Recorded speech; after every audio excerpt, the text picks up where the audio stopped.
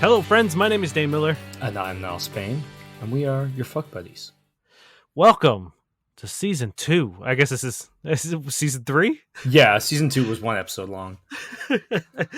No, we already did names. I'm not Spain. We're starting over from 1. I've forgotten how to do this.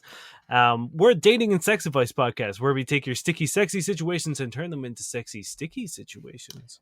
Simply put, we take questions off either social media or from our lovely listeners, and we answer them. And on the topic of lovely listeners, I just want to say thank you so much to everybody who, well, 1, listens, but 2, especially everyone who sent in voice clips for our 100th episode, because it made me feel a lot of things, and it was fucking awesome. So yeah, I definitely got a little misty-eyed when I was putting it all together. It was very, very sweet. And I know we said thank you last episode, and I know we say thank you every episode, but I think I want to mirror Niall's sentiment, and thank you very mumuch, because it meant a lot to us. Yeah, it was awesome. Right, so on to the dick jokes. We just kick right in? Or we talk about what we did last night, which was shoot a computer monster in the butt a whole bunch of times. That was earlier today, wasn't it? It was definitely last night. Was it? Dain is losing his mind. So it's time to hit him with some questions. Pick 1, 2, 3, or 4. 3. 3. Okay, so we're going to start off in the realms of sanity. This is by Boopity Bop. Not ready to sleep with him yet. How to delay the sex a bit longer. So he's 26-year-old male, and I'm a 23-year-old female. We've been texting and talking daily for a month and a half, and recently went on our 3rd date, which was great and ended with a serious makeout session. He flat out suggested we go up to my place, and I told him I'm not ready for that and it's too early for me. He responded with just saying okay, but it came up again as a side comment after we kissed goodbye, and he was grabbing me, which was fun. And he said, "You're sure you don't want me to come up?" To which I again responded, "Nope, sorry, not ready for that." Now he wants to set a 4th date, and I would love to see him again, but I'm scared it'll come up again and that he'll pressure me. I mean, I trust myself to not do anything I'm not comfortable with, but I'm afraid of a situation in which he keeps on asking and hinting, and I feel pressured and unsafe. I'll note that we are both looking for a serious relationship, and he himself said he wants to take things slow. So we did, I guess, what do I do? Prayer emoji. I'd love to hear a guy's answer on how I can do things on my own pace without being pressured into them, also while not hurting him. Help. First things first, you're not going to hurt him. Yes. You know what I mean? Like, if this dude is going to get hurt emotionally or whatever by you not wanting to sleep with him at the beginning of a relationship, then red flags galore. Red flags, just all over the place. There's no reality in which you hurt him. Yeah.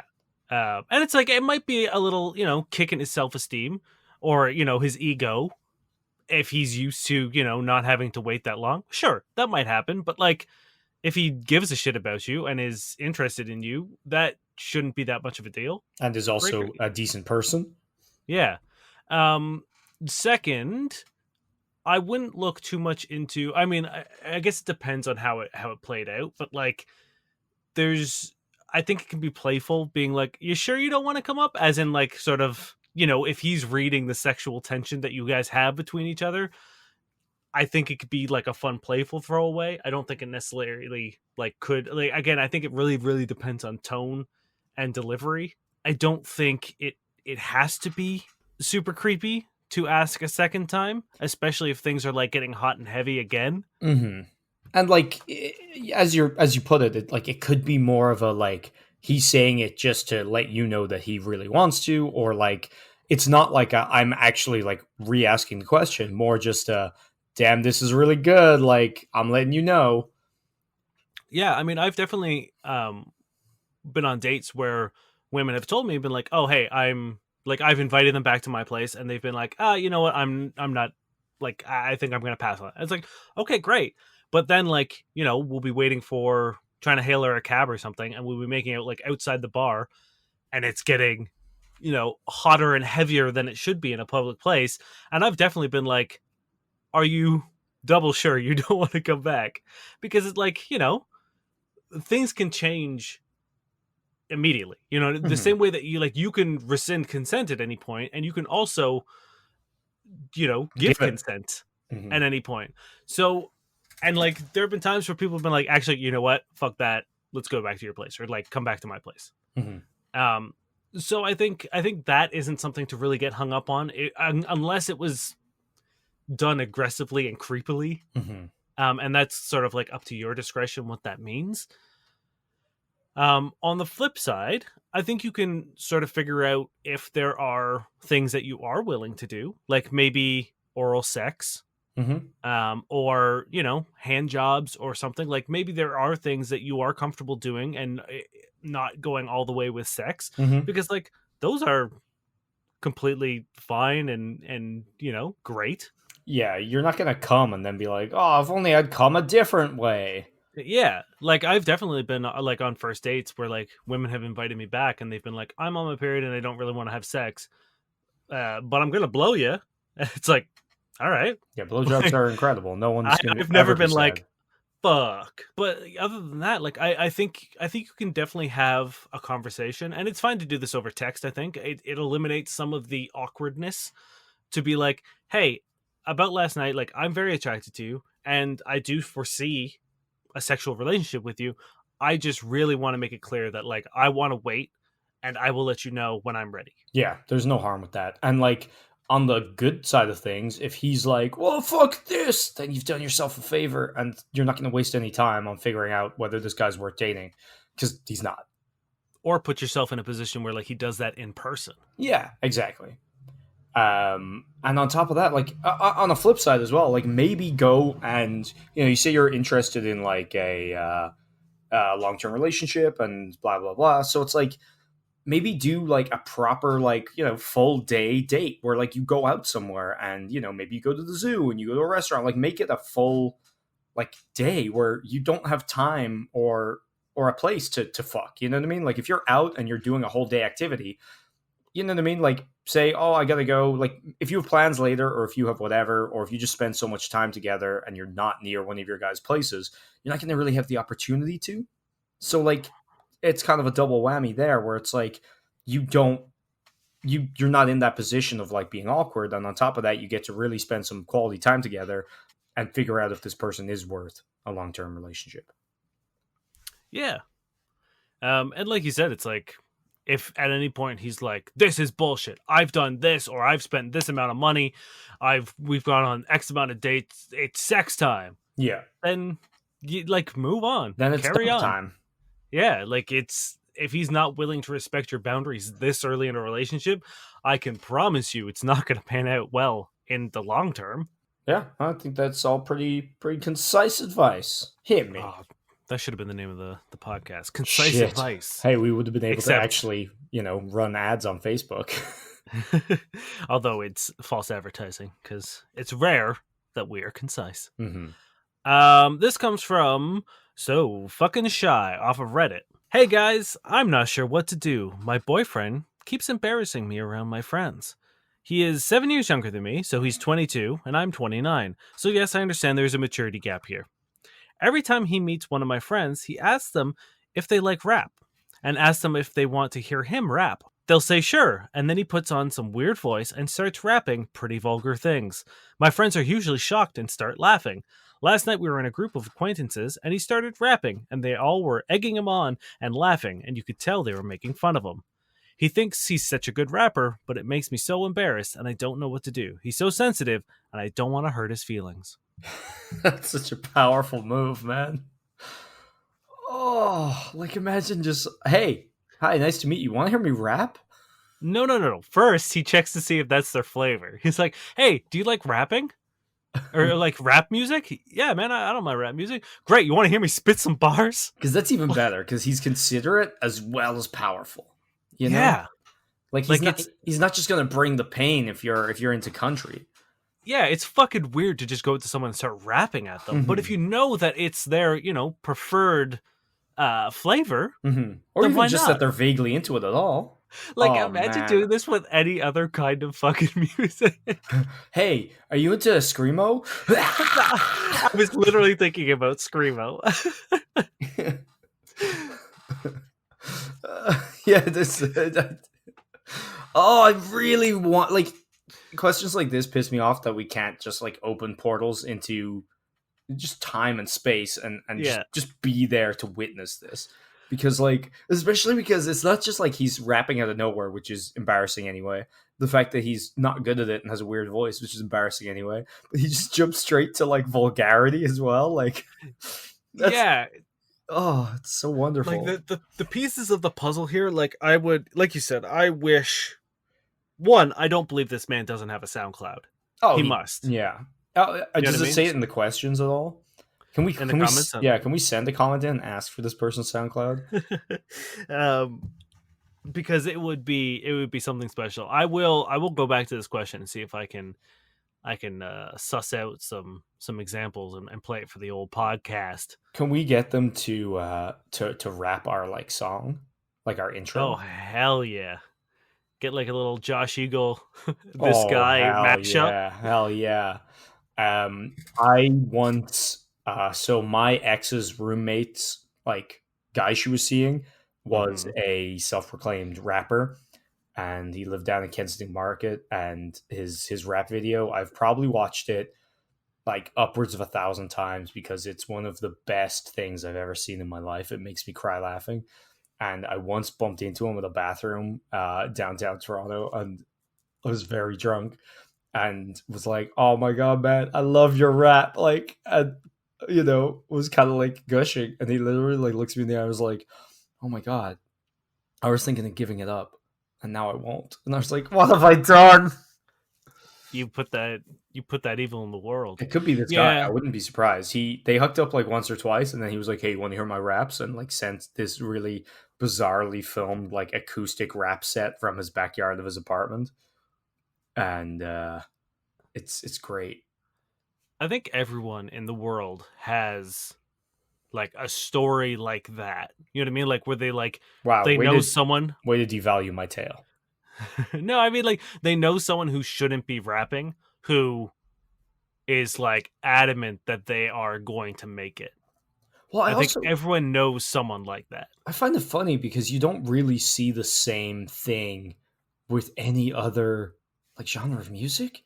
Like no one's like, "Oh yeah, like hey, I'm really into jazz," and then they're just like really bad at jazz, and no one tells them like that they can't play the saxophone, or like I'm really into like, do you want to hear me sing like country songs? And they start spouting off about tractor, and everyone's just like awkwardly like, "Oh, he knows nothing about tractors." There's no other genre that has that. I think it's because rap requires Nothing. usually either like, well, I wouldn't go that far, Nothing. sir. There's a cultural element of rap, at least good rap. Like I'm not talking about fucking mumble rap and all that shit. Like there's a cultural element to like good rap of like a respect of history. Hmm. And I think a lot of people in this vein don't respect the origins of rap or sort of like the cultural significance of rap. Hmm. Or like And even any of the context of rap. yeah, and like there's also like a fair amount of musical talent to be a good rapper required.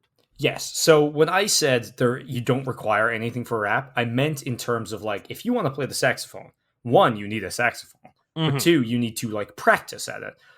Same with guitar, you need a guitar, you need to practice at it, blah blah blah blah blah. And Why you like saying rappers don't practice? well, wait for what I'm saying here. I'm saying startup cost, and talent kind of like commitment. Like you can rap if you have a voice, basically. That's about it. You don't even need much in the line of like a backbeat or anything. And like the rapping is kind of the main attraction, right? So that's why I think people can just like single-handedly be like, I am a rapper, I have a voice. You don't need to be able to sing. You don't need Yeah, to be able to, you don't need to be musically skilled in terms of like playing an instrument or learning chords or anything. You don't even need a backing band. It's just like everyone, so if you want to become a jazz artist, you have to put in a bunch of stuff that I guess probably cuts down all the people trying who aren't really into it. Whereas you rapping, it's like, I've got a voice. what if you want to be a jazz scat band? Not Uh, yeah, I'm pretty sure they would be terrible, but there's no way jazz scat has ever been terrible, so it's like an enigma. that's true.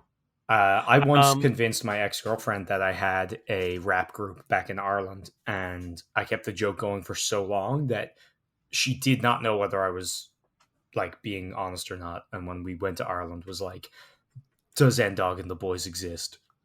It was great. Yeah, it's the same reason why so many people are like, I'm a DJ, but they have like Spotify on their fucking MacBook, and That's fair. that's their fucking like claim to fame.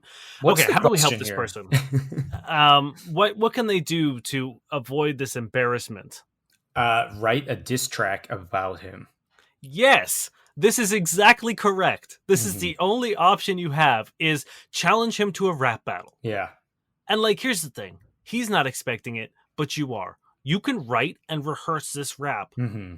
You know him well enough to have like little details to like, you can even like guide him into wearing a certain shirt, which you can then Yes. reference in the, you know what Yes. I mean?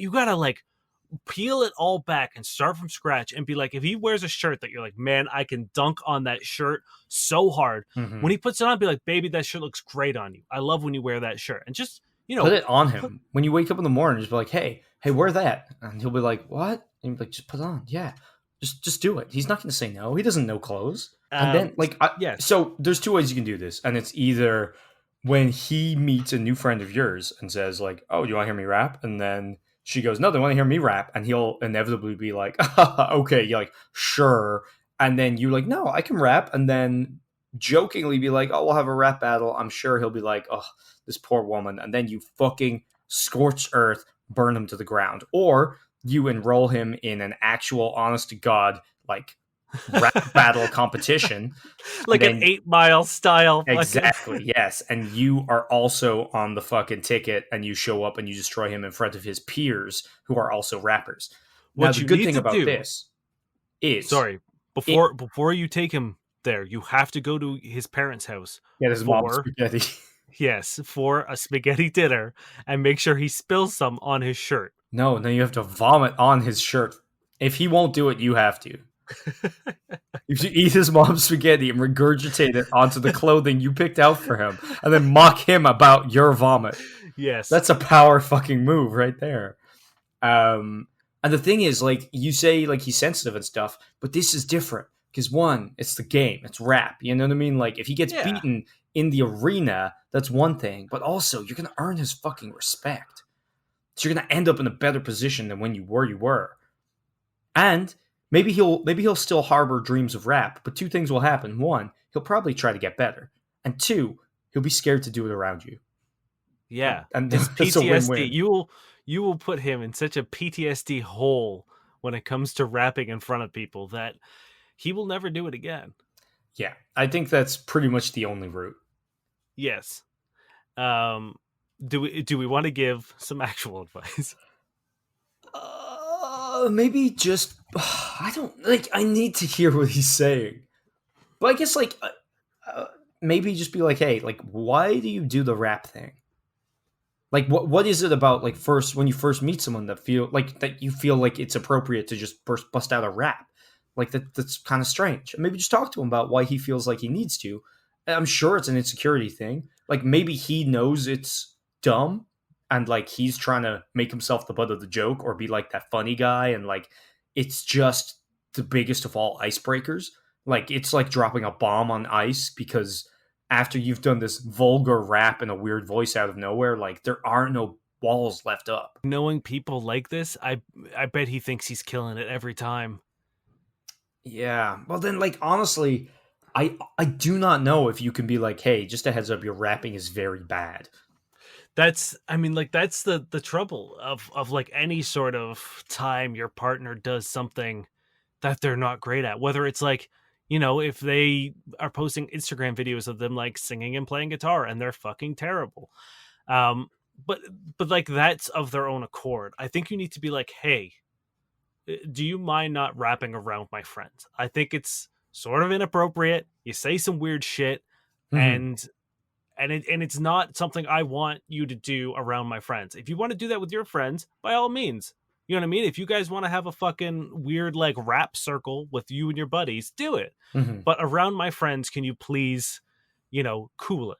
Yeah, and you can always phrase it like in a really nice way and be like, look, when you like just bust this out the second they see you, like that's kind of all they see or think. And it's like, I want them to get to know you without like gimmicks, without like this kind of weirdness. And then one thing you can definitely mention without like probably offending them is the vulgarity. Be like, also, you're saying some weird shit or some hurtful shit or some like, offensive shit. And I feel like that's a thing that he can't really take badly. You know what I mean? Yeah, because like at that point, if he's like, "No, fuck you, you're stifling my creativity. I'll say what I want." It's like, well, I'm asking you as your partner and out of respect for Mm-hmm. me and my friends to not do this. And if he's like, "No, I'm not going to. That's who I am," and you Then don't dump him. like it, yeah, then it's like, then maybe you guys shouldn't be together. Like if this is something that's so fundamentally part of who he is, Mm-hmm. And then also, maybe you guys aren't the if your wishes mean so little, yeah. Because, like, people don't necessarily have to change who they are for you. It could just be an incompatibility thing. mm-hmm. And it sounds like right now, you guys are incompatible. Now, how long have they been dating? Does it say? I don't know. I don't think so. Okay, because what I want is for this person to, like, let's say this goes badly or they realize it's not going to work out. Do not dump him until you've introduced him to your parents, because I want to. I know I won't get to see it, but I want to know that there's a world where he meets your parents. Is like, hey, do you guys like rap? And raps to them. Hey, Mr. and Mrs. Johnson, you guys like rap? Because the mom's going to kind of shrug, but the dad's going to be like, yeah. Or vice versa. I don't know. Yeah, or it'll be like, no, we hate that shit in this house. And then he's like, I'm out. Or it'll be like a Dirty Dancing style thing, or not Dirty Dancing, Footloose kind of thing, where he like then tries to convince your dad that like now is the time for rap. Mm-hmm. I just need that to happen. Challenge him to a rap battle. That's the real way to do it. Yeah. My 17-year-old male girlfriend, 22-year-old female, is asking me to wear a body camera to school. I'm adamantly against this. What should I do? This is by LukeyBoy00. My girlfriend and I have been going out for the past 2 years. We met when I was working at a local gas station. She was a coworker. We got along great, and things progressed from there. I'm a very sociable person, but apparently to my girlfriend, I'm very flirty with women. To be honest, I kind of got where she was coming from, so I tried to control my flow of conversation with people, but in time, this made me a smooth brain when it came to conversation. Don't know what that means. No, me neither. I love her, but since quarantine, we've basically been living together, and her possessiveness has skyrocketed, and whenever I bring up the topic of going back to school, she freaks out. We had a few arguments about it, but long story short, the compromise she came up with was I wear a body camera to school to make sure I'm not flirting. Along with obvious legal reasons and my own personal privacy, I'm very much against this. I love her, I really do, and I want to make it work. Any advice would be appreciated. Thank you.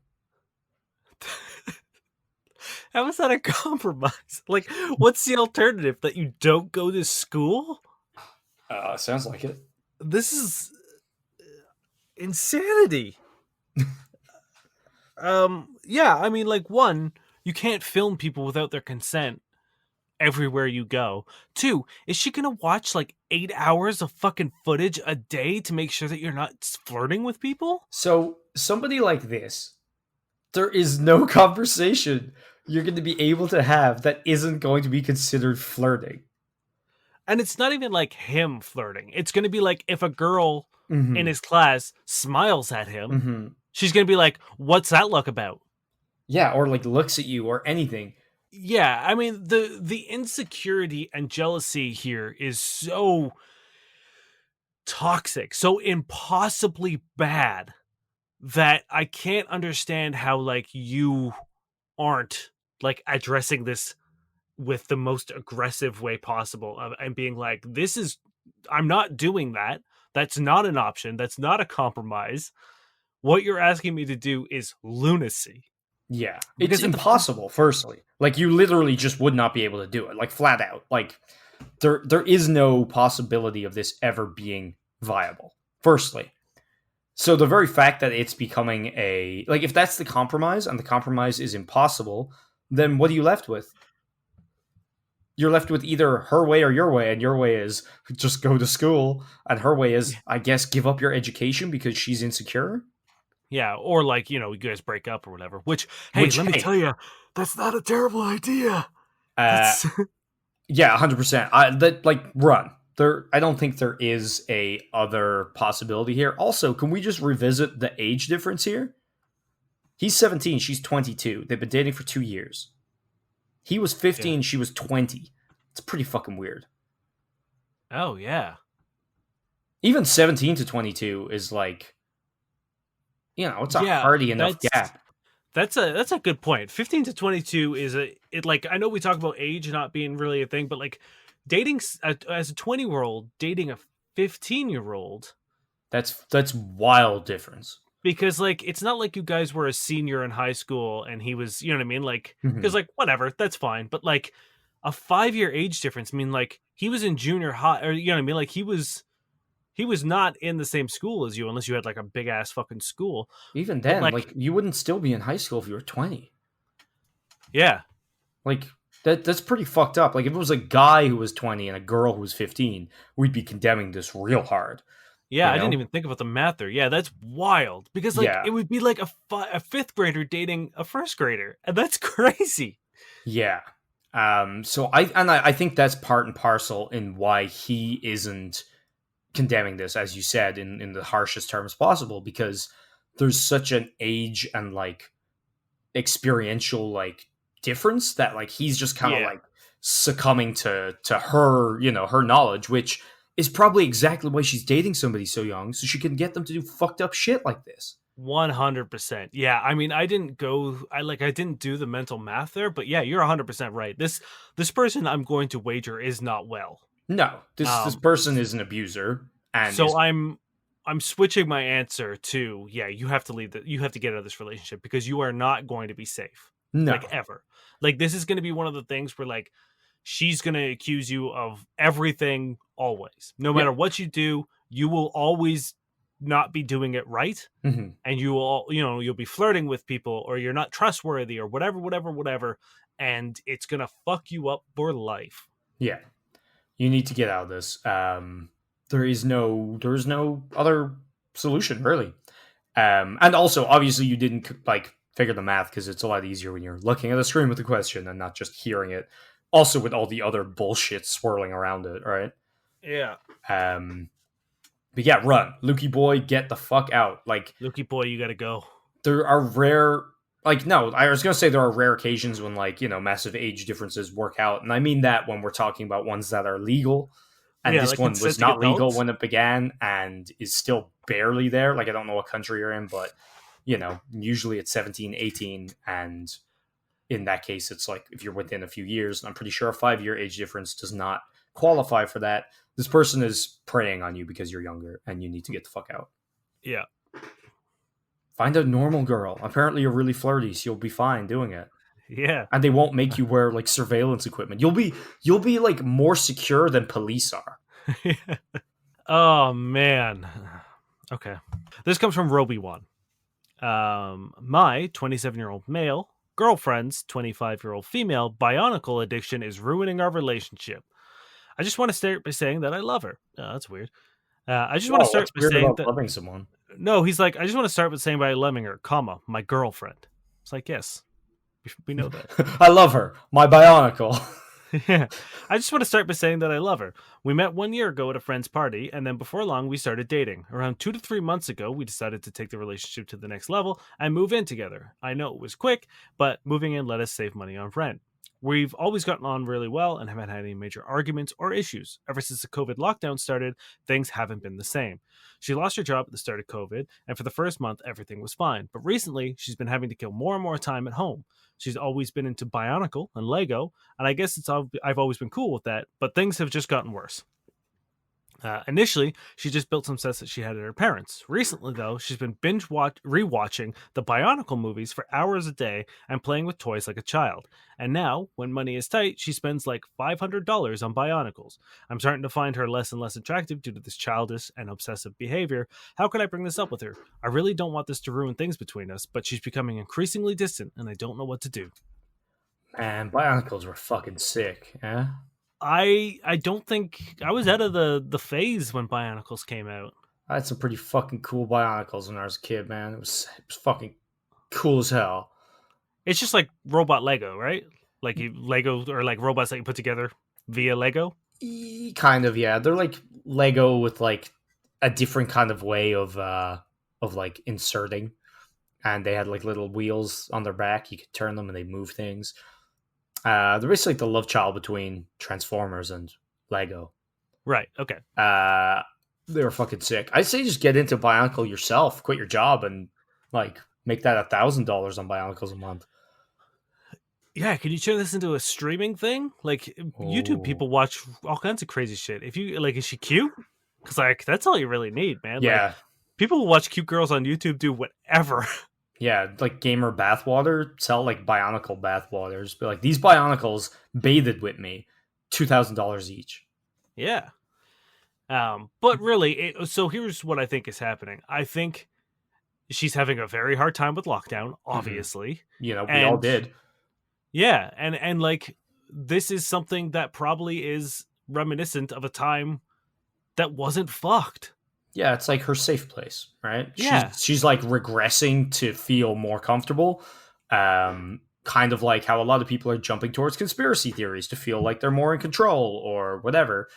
And it's pretty fucked. Like, if I think the worst thing here is probably the money, yeah, because the rest you can kind of deal with or work through or whatever. Or even if it's not like permanent, it's at least like tenable for the meantime. But like, if you're spending money you don't have and you're financially dragging both people down, like that is not good. And I think very like first off, you really need to talk about that priorities and money, because you can't be doing that. You know what I mean? Like, if you guys aren't doing well financially, the first thing to go is luxury goods and like non-essentials. And unfortunately, the world is cruel, and Bionicles are neither essential nor uh you that's know not the world I want to live in, Niall. I know, I'm sorry, I didn't want to tell you this, but Bionicles are non-essential workers. But 100%, nothing's gonna crush a relationship more than like money problems. um Yeah, and even if this is something like that you guys can't figure out, you can still like care about the person as you mentioned, and mhm. like you don't want to have to break up and know that she's fucked because she's spent all of her money. Yeah. But even like, like that's one thing you can very easily bring up. As for the like rewatching Bionicle movies and playing with them like she's a kid, I don't know how harmful that is depending on like what her other options are. Like, I don't know where this question asker's from, and like if it's shut down and like she lost her job, like there may not be other jobs going. So it's like, if in the meantime all they're doing is being in isolation, maybe leave that for now, because honestly, everyone had to figure out some way to deal with, just the sheer lack of like social interactions. So it's like, whether it's playing a video game all day or like trying to like work out or, baking, everybody kind of put their energy into something. And as long as it's not harmful and she's not like foregoing either time with you or time searching for a new job or something like that, I don't think it's the worst for now, you know? Yeah, I mean, like how many people? Like I know Amanda rewatched all the Harry Potter movies, and she's seen those 1,000 times. It's Hmm. like we had nothing but time to kill, and there's comfort in things that comfort you. Yeah. So if these things bring her happiness, then it makes sense that she sort of went all in on it. Hmm. I do think, depending on the extent, like if she's watching, I don't know how many Bionicle movies exist, How do you but not like know that? if she's watching the same like three movies like four times a day, There then are I four. Thank you very much. okay, well if she's watching four movies three times a day, like How did you over not and know over, that? just like on repeat, I would be concerned. Like I Um, think that is a sign of something to be worried about. you know what? I do mostly agree, but I also know many people who will rewatch things like constantly, and I don't understand that. Yeah, but like if he's saying binge rewatching, that makes me feel like it's happening like on a daily basis. Mhm. Again, if it's just like, you know, once a week she watches one of the movies, Mhm. then fuck it, whatever. But like Yeah. if it's, if she's watching these four movies every day and potentially multiple times in that day, that would be concerning to me. And I think it would also be concerning depending on like what he means by playing with them like a child. Yeah. Like if she's literally regressing into childlike behavior, Mhm. that would be concerning as well. Yeah, I kind of assumed he meant like the very act of playing with them was, Yeah. If which that's the case, I don't think that's a problem. You know what I mean? Like cool. But I if she's like, actually, playing with them as if she were a child, if that's like what's happening, Hmm. that's a mental trauma issue that's happening and needs to be addressed by a professional. Hmm. Now, the thing is, this might change your mind. Did you know who directed the Bionicle movies? Michael Bay? Shakespeare. Oh, like William Shakespeare. Mm, Shakespeare. Now, what's his first name? It's Shakespeare. That's all you need to know. Okay, what's his first name though? Now, tell me. It might be Terry. I'm not gonna lie. There's a guy called Terry Shakespeare, and he directed the Bionicle movies, All and of that's them? the best. All of them. That's the best thing I've ever heard. So technically, I could be like, yeah, man, I am very well versed in Shakespeare, and just know everything about the Bionicle movies, and A not be a hundred liar. percent. 100%. Man, how cool would it be to go into like Harvard and be like, yes, no, I could probably recite word for word at least an entire Shakespeare. Entire Shakespeare, and then just mumble movie. And then proceed to enact, almost like our B movie friend, reenact a solo man play of one of the Bionicle movies. He also worked on like An American Tail, Beauty and the Beast, and 101 Dalmatians, all of whom were Shakespeare movies, I guess. Yeah. Some Shakespearean finest. Oh my god. I'm back on the side of the Bionicles. They're made by Shakespeare. That's such a great name to go into this industry. Oh my god. Yeah. So that's the thing. I feel like the money is just flat out a problem, and it needs to be addressed. It needs to be fixed. The playing and the watching is definitely red flag adjacent, if not fully red flag territory. But there is, like, if you think just rewatching things and playing with toys is itself a bad thing, I don't think that's true. Especially not in these circumstances. Exactly, because again, like, everyone's fucking lives got thrown for a loop, so it's like you need to find something to do, and like, like, the sheer amount of time you suddenly have is crazy, and it's really hard to balance that and come up with things. And it's like maybe I don't know exactly what it is about Bionicles that draws her to them, but maybe there's another alternative that you could introduce her to, which would like broaden her horizon, give her more to do, and like maybe you guys could get into it together. Like if it's Even like something having like Minecraft, playing Minecraft together. It's the Mhm. same sort of like building thing, you know what I Yeah. mean? Like and it's something you guys can do together. Yeah, or even like if she likes playing with them, maybe she's making up stories in her head, and maybe like D&D or like some kind of role. Maybe there's a fucking Bionicle role play game. I don't know. There's 4 movies written by Shakespeare. There's a world of I Bionicle I promise don't you, know about. there's probably video games of Bionicles as well. Yeah, so maybe one of those, or even like Warhammer. Like maybe it's like having figurines and like maybe she could get them and construct and paint them. Like I don't know. So maybe there's like a more positive way you could angle those things into, but you definitely need to sort out the money issue because you guys can't be fucking yourselves over like that. Yeah. So I think it's time for real talk. Maybe don't be dismissive. Don't compare her to a child. Don't disparage her hobbies or the things she loves because there's nothing wrong with those. But focus on the really like the stuff that's just clear cut bad, like the money. You can't spend money you don't have. That's just the way it is, especially not on things that aren't essential. Maybe watch a Bionicle movie. If they're made by Shakespeare, they might be fucking great.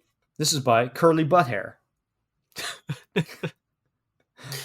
Should I bake a loaf of bread for my date? No. Next I, question. Hit me with number 2. 22-year-old male, was talking to a girl, 21-year-old female, and the conversation was kind of dying, so I asked her if she likes bread in an effort to continue the conversation, but also to break the ice with a small joke. What? We actually started talking about bread for a bit. Then the topic of romantic dates came up, so I jokingly said a walk at the park with a loaf of bread in hand is for me the most romantic date ever. She said long car rides in the sunset is the ideal romantic date for her, provided bread is also included. Eventually, I asked her out and, jokingly, offered to bake bread for us to take in the car ride. She agreed. Now the day of the date is upon me, and I'm preparing to bake the bread, jokingly. I told my family about the idea, and they dismissed it as being too classless and weird. I don't know. I don't think it's a bad idea. Plus, I haven't baked bread in a while, and I've warmed up to the idea of baking a whole wheat sesame loaf. Then again, I'm no expert when it comes to date. My question is, would it be weird to bring a home baked loaf of bread to my date? Should I do it? Okay, this is kind of cute. Right? See, Um, I told you it was nice, but then I gave you the slip by saying it's by curly butt hair, which it is. I don't know why. is my like what a fucking plow, like just a wild move to be like this conversation is dying. I know what'll save it. Hey, do you like bread? Good old bread gambit.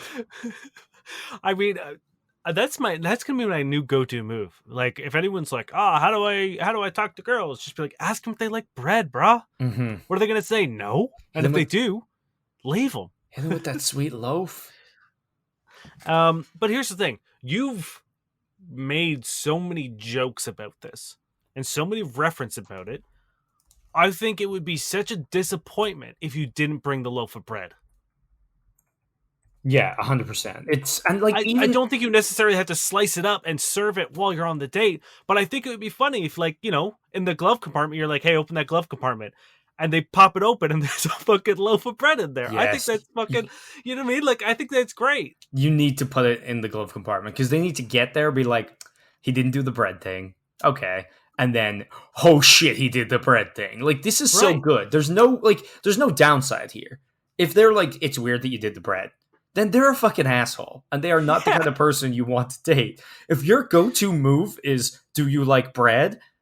You are not going to get on with someone who thinks you're weird for bringing bread to the first date. Like, these are incompatibilities right there. That's the thing. You've opened this weird bread door, this Mhm. weird house made of bread. And like, you have to finish it. You have to finish the joke. You've set up everything. It's like it's a fucking joke you've written here. And you're about to skip on the punchline? Yeah. It's especially like the best part is this person seems like they have a lot of bread experience as well. It's not like a random person was like, "Shit, I got to learn how to bake bread now." They're like, well, "I guess we'll do a sesame whole wheat loaf." Like, whatever. It's been a while since I made bread. It's like, but also what I'm wondering is like, this seems like an easy question to ask, but it also seems like they have a lot of history with bread. You know what I mean? When they say it's a bad or it's been a while since they baked bread and that family thinks it's a bad idea, do you think they get weird when they bake bread? Like, do they have like a They dark they, bread they also secret? said it was classless. Right? That's weird. Like, what fucking rich ass family thinks bread is classless? Yeah. I mean, or maybe they're so poor that they're like, oh, now you're just flaunting Mm. such a vital, resource such as bread. You're Hmm. treating it with such like no class to just like make a loaf as a joke. Yeah, you can't just go around carting those luxury items. Bring a bionicle instead. Um, yeah, you've got to do the bread, and 100%. like again, like you said, if this person is like weirded out that you followed through on this joke, they're an idiot and they don't know what comedy is, and they don't know what a good time is. Yeah, bake it. Now, speaking of comedy, Hmm. are you ready for this? Are we gonna make jokes finally? I mean, this is kind of one of my favorite running jokes that we have, Okay. and Oh my god, is she I had back? another dream of my ex last night, and Oh, his hold on. ex-girlfriend told me he doesn't care about me. That's right. And let me tell you, Better Betch has. This isn't a Dan situation. She has not been silent. I've just been waiting. Oh my god, you've been lying in wait. Yeah, so I have like a combination of things. A little backstory. If you're a fairly new listener and you don't know what the hell I'm talking about, I found a Reddit user named Better Bitch, and she posts her wild ass dreams about her ex boyfriend, who gave her a terrible STD, and it's been a very long journey of her curing it. And she's on the road to recovery still. There's all kinds of drama going on where like she thought he might have been bisexual and having sex with his boss. Hmm. He also was very very stinky. That was a big thing that played into it, was how stinky he was. He also really liked looking at women, which was a big problem. Hmm. But the big thing was that she had these very sort of like uh, clairvoyant dreams, I guess. These dreams that sort of illuminated things to her. And they were always crazy. And I believe last we checked in with her, her boyfriend had died, or her ex-boyfriend had died in a car crash. How long did it Uh, take you to compile this history? oh no, I'm so steeped in it. It Mhm. is part of my very being. I hear they have Shakespeare on to do the screenplay of Better Batch Saga. I would love a Terry Shakespeare original. Okay. Can't wait to tag Terry Shakespeare in this conversation or this Ah, episode on Monday. yeah. I had another dream of my ex last night, and his ex girlfriend told me he doesn't care about me. Oh no. As she was telling me how he was talking shit about me, in my mind, whatever, he tells me all your shit too. I imagine him being sketchy and glaring in his car. Perhaps the one he died in. Oh no. Wait. It hurts a lot that he doesn't care about me. I felt a lot of deep rooted pain release, knowing I have all this pain because I chose to sleep with him and he didn't know what he had. ... The first time I broke up with him, I should have left him, but he told me he won't cheat on me and he will love me forever. I really wanted to believe him. I really wanted us to work. But after a while, it was the same shit. Him checking out girls, the confusing signs there was something else, the hidden line that he might be fucking a man and being bisexual. I know he's bisexual. Who in the right mind will who in the right mind will tell me he thought he was gay and buy gay lingerie and lube? What's gay lingerie? I don't know, man. His eyes would glow when he sees another man's abs.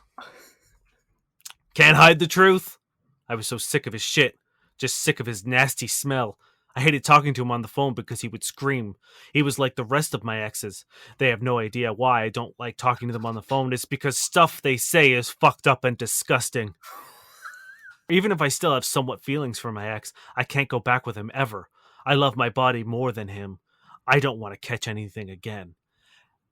I do want to clarify that you don't have a choice to get back with him. He is dead. Is that it? No, there's another one. Well, can we just point out that like it almost sounds like the blurb for a thriller in in a certain sense, where it's like the like question that there might be something else and the hidden line, but also I think he's possessed because his eyes would glow. Only when he saw another man's abs. Yeah, that's what triggers the demon inside of him. Yeah, the bisexual, gay lingerie wearing demon. I assume did she mean just like jock straps? Like I I looked up gay lingerie and nothing really came up. I don't know. Like the Which only is thing I can wild think for the of is internet. like maybe like if we're gonna go real stereotypical is like leather, Mhm. like leather Leather chaps chaps. and like maybe a leather like vest or like a mesh vest. I Mhm. don't know. That's when I think gay lingerie, that's as close as I can come up with a mental image in my head. I think the closest I get to is like there used to be I don't know if it's still there. There's like a sex shop down the village in Toronto, and they had this display of like these like leather like gladiator like sex outfit thing, and it was so fucking cool, and I wanted it. I didn't know what I'd do with it. I'd probably look really silly, but that's the closest I can think of some Yeah, gay lingerie. that's Maybe he just that's wanted pretty to be a much what I cool leather gladiator like I did. Yeah, maybe. This comes from Better Bitch again. After watching after watching series of Netflix shows, my ex was stinky, drinks alcohol, cheats, and very cheap.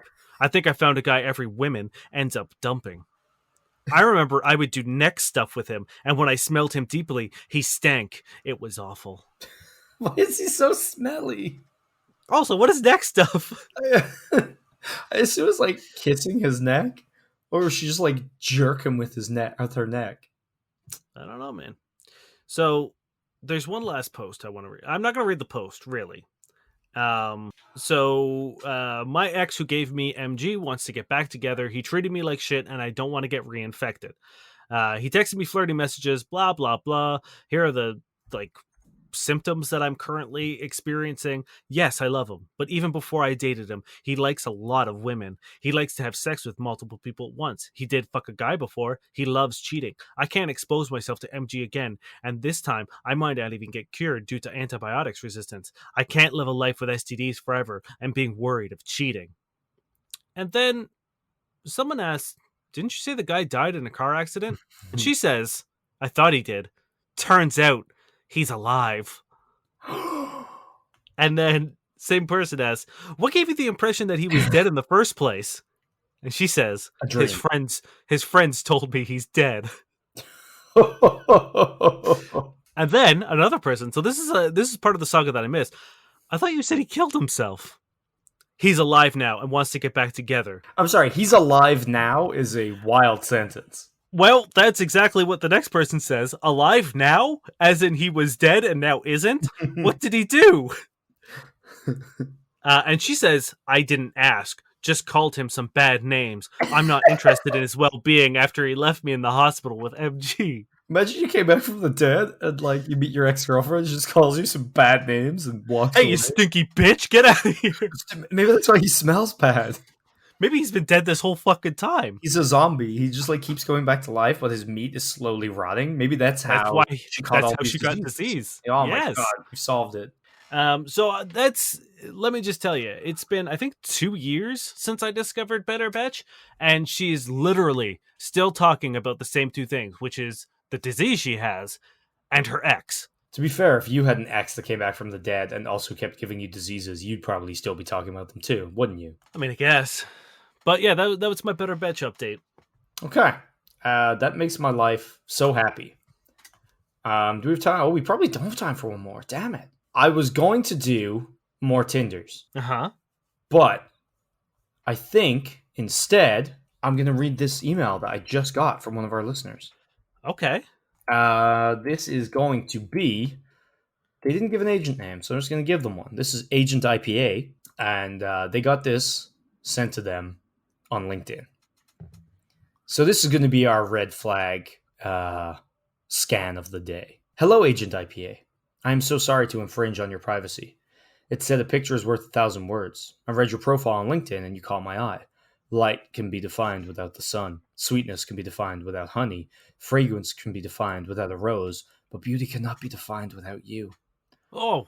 I am interested in communicating more and sharing more about me with you and hope to learn more about you too. That is, if you are interested in communicating further. This is all new to me. It's the first time I'd ever go against the protocol of doing business only on the LinkedIn website. I believe everything is possible if we set our mind and heart together, just like I believe good things can be found in the least places and when we least expect them. I do not just give out my personal details like email or phone to people off LinkedIn or on it, but I'm willing to make a compromise to communicate with you. So here I am emailing you off the site because I really wanted to touch base with you. I'm interested in making a friendship with you. This is me being honest. I hope no offense is taken. I understand the medium is a business networking profile or business networking medium and not a dating or social networking website, and I don't intend to use it for one. I will wait for your response soon, hopefully. Without hiding under the cloak of ambiguity, I convey to you my expressed desire to be a close friend, confidant, and someone to hope to meet someday. I may not expect you to completely disclose your identity due to the mischief of some operators on this platform. However, you may therefore wish to know that there is someone who truly admires you, and that someone is me, and me has a capital M. I do believe friendship can be established far across the realms of the ocean, and though miles may lay between us, we're never far apart. For friendship doesn't count the miles, it's measured by the heart. Making 1,000 friends a year is not a miracle. The miracle is to make one friend that stands by you for 1,000 years. Have a lovely day, and hope to hear from you. Warm regards, Elwood. Is that whose picture you sent me? No, that will become okay. relevant later. Okay, I was like, that's just Ron Perlman. It is it's Ron Perlman, don't worry. I was going to say, is this guy trying to pass himself off as a famous actor? No, Ron Perlman will become significant later on in the podcast. Okay. Cool. So this is like I wonder, like, this is how I feel about like guys honking at women in cars. Has it ever worked? Has anyone ever sent out a fucking LinkedIn like pickup line? Especially like even not one as fucking extravagant as this. Even just like any sort of attempt to be like, hey, I saw your picture. You're beautiful. On fucking LinkedIn, where women usually have pictures of like them in business attire, where like, you know, the most neutral possible photo. Has it ever worked? I'm going to guess no. Yes. Okay. So my girlfriend knows two people and they met on LinkedIn and they got married recently. And this is pretty much exactly what happened, although I'm assuming the initial message was less fucking wild. Yeah, well, I take it back. Keep fucking honking at women then. Also, Dain, how would Elwood know if this works or not? Because this is the only time he would ever make this concession. The only time he would ever send a message like this, ever. Honestly, he doesn't even give out his personal details like email or phone to people on LinkedIn or off it. But he's willing to make a compromise to communicate. He's so a here ghost. he is emailing you off the site because he really wants to touch base with her. Yeah, I'm sure it's not copy and pasted onto a fucking like notepad document on his desktop that he just like it's such a wild message. Yeah. I think my favorite thing is like the business jargon scattered throughout it. You know what I mean? I want to touch base with you. You know what I mean? If you're interested in communicating further, it's like, I think this is a guy who all he can do is business. He sold his soul to be a good businessman. And now everything he does has to be business adjacent.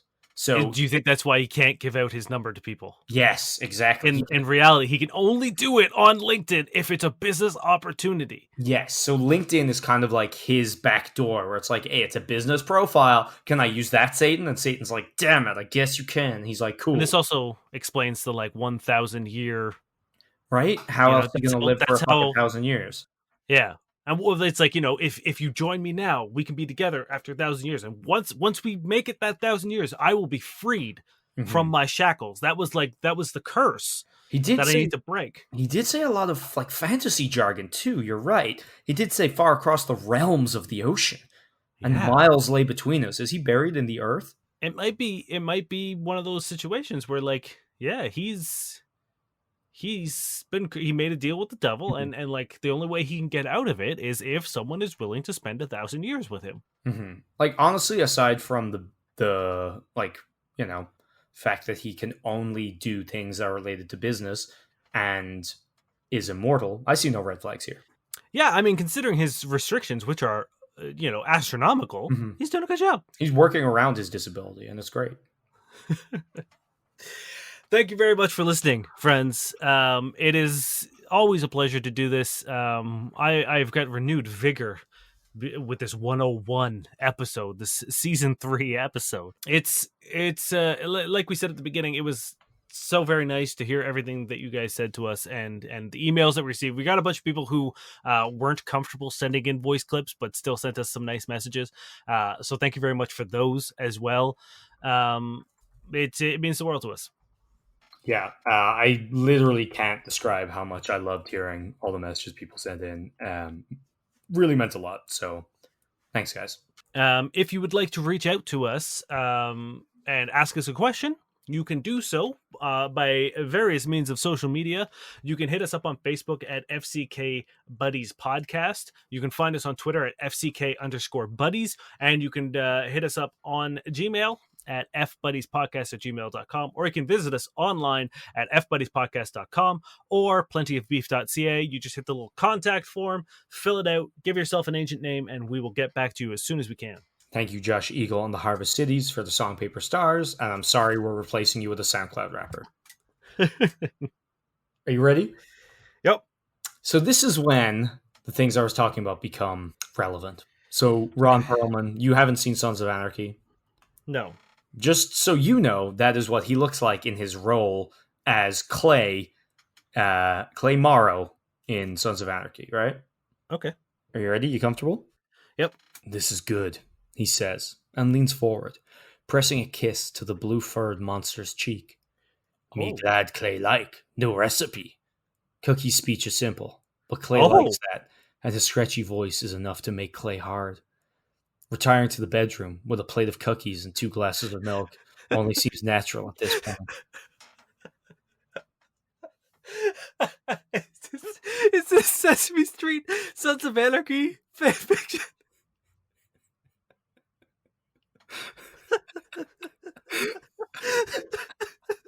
Why does this exist? Who wanted this?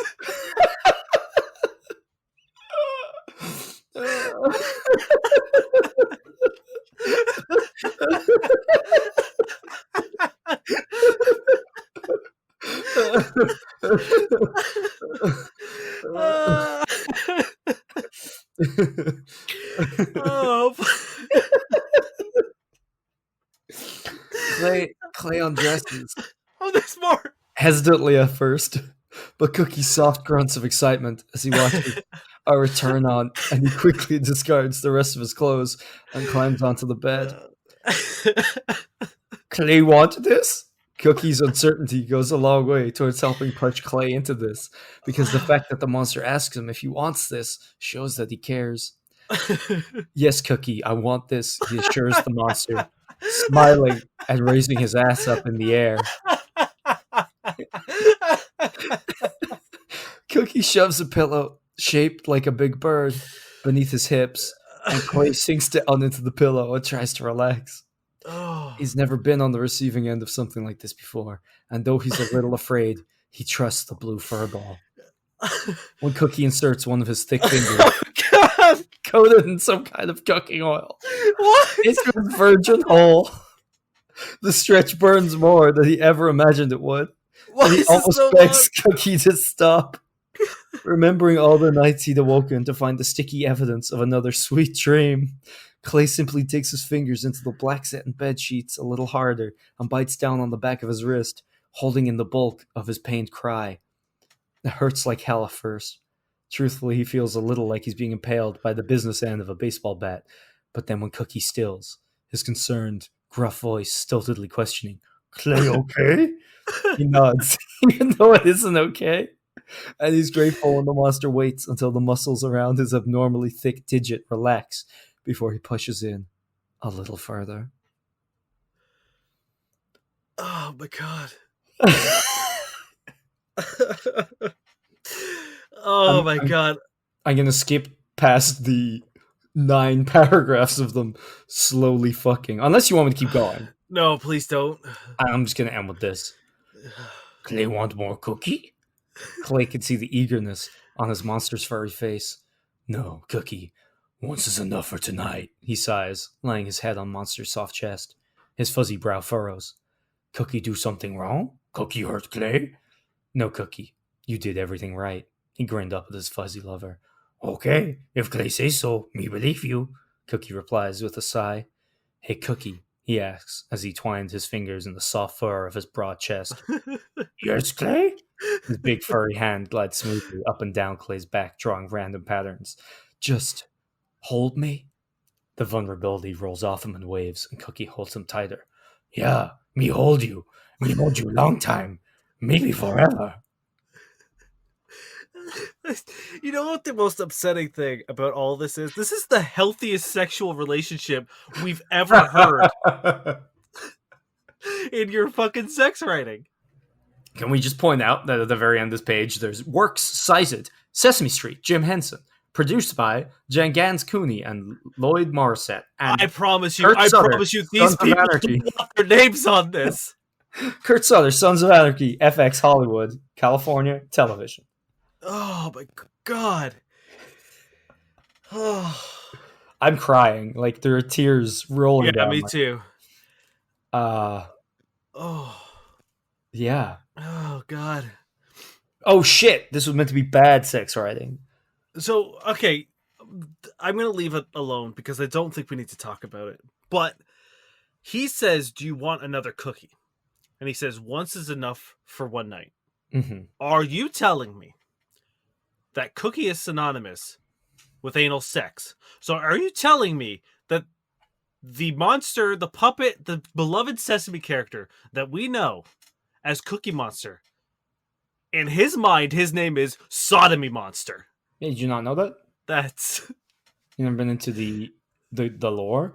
That was chapter 2, by the way. Chapter 1 involves Big Bird, Elmo, Grover, Telly, and Oscar conducting an intervention where they say he needs to stop having cookies, but they're too much like crack, and he can't, and he needs cookies more than them. So he leaves, goes to California, and ends up in the town where Sons of Anarchy happens, and meets Clay. Fantastic. Hell yeah. Yeah. Also, my other thing is he's got black satin sheets on his bed, Mm-hmm. but also has a body pillow of Big Bird? Don't you? What kind of fucking aesthetic are you rocking here, Sodomy Monster? Okay, that's enough. Okay, to finish us off. I already finished. Yeah, I mean, sticking in the lines of fucking, I guess, fan fiction. This Pornhub comment comes from I Am Goku. and they say, "Hi, I'm Goku. Just a reminder, every minute you spend on pornography is time you could spend on training. Seek the Ultra Instinct." My name is Dane Miller. And I'm Niall Spain. We've been your fuck buddies. Get a cookie.